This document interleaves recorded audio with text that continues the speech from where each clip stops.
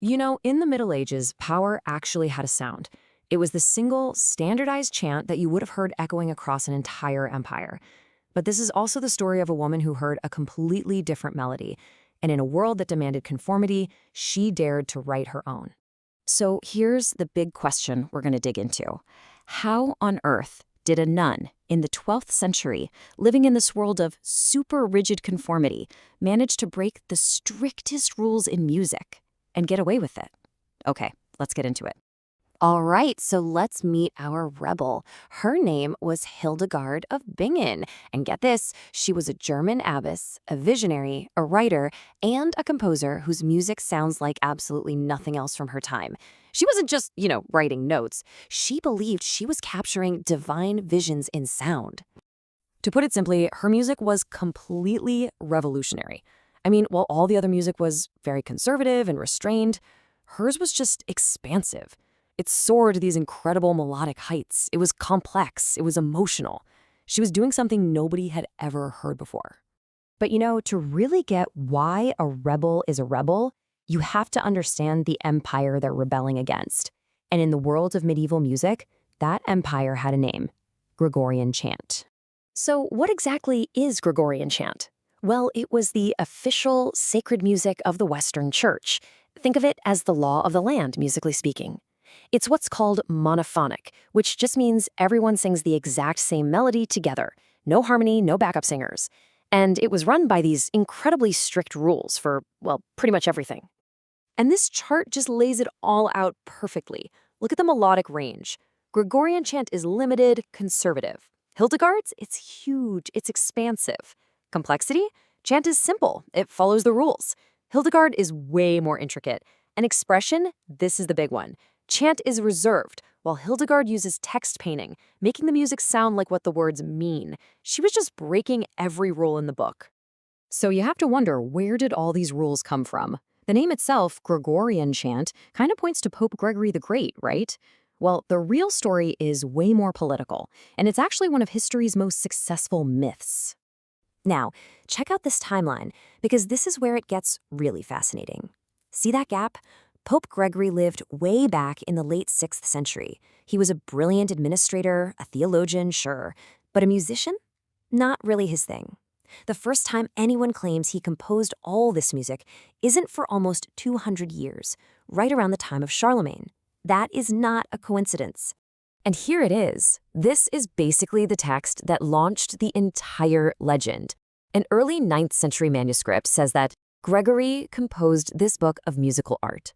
By attaching the name of this famous, beloved pope to the music, you instantly give it this almost divine origin story. So here's the bottom line. Standardizing all this music wasn't just about religion. It was a political power move. Claiming it came from Pope Gregory gave it this bulletproof authority. It became a powerful tool for Charlemagne's empire to unite a huge, messy territory under a single culture and a single sound. Okay, so it's one thing to create a standard sound. But how do you spread it across an entire empire, hundreds of years before printing presses or even widespread musical notation? The answer is just mind-blowing. It was all done from memory.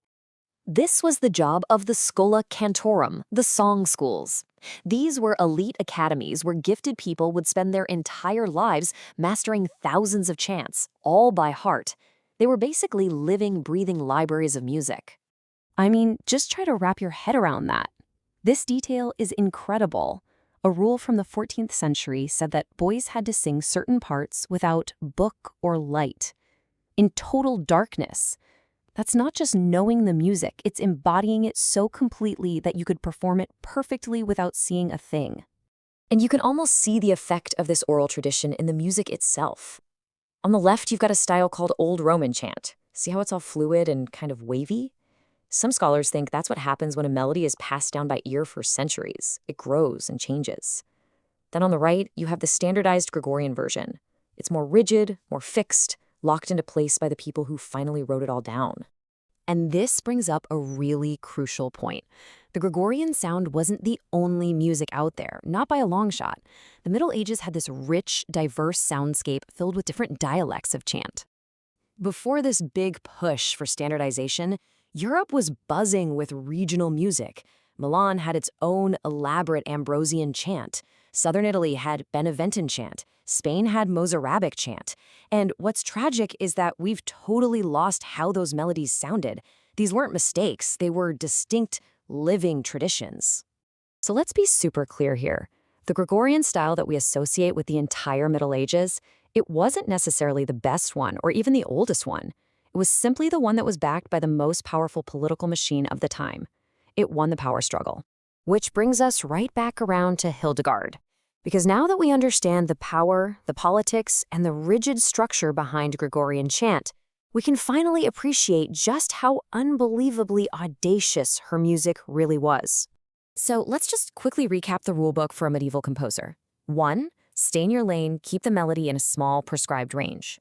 2. No big dramatic leaps between notes. 3. Stick to the established formulas, period. And 4. The melody is there to serve the text, but, quietly. And Hildegard? She basically took that rulebook and set it on fire. Why? Because she wasn't writing music to fit a formula. She was trying to capture the sound of her visions. So her melodies soared into the stratosphere, way beyond the typical range. She used these huge dramatic leaps for emotional impact. Her music didn't just serve the text, it was the text, painted in sound. It really leaves us with a fascinating question, doesn't it? The Gregorian tradition gave the world a set of rules, a shared language that created stability and unity. And that's powerful. But the innovators, the rebels like Hildegard, they're the ones who gave us a future by showing what was possible when those rules were broken. It makes you wonder, in any field, what do we really need more? The structure of tradition or the spark of rebellion?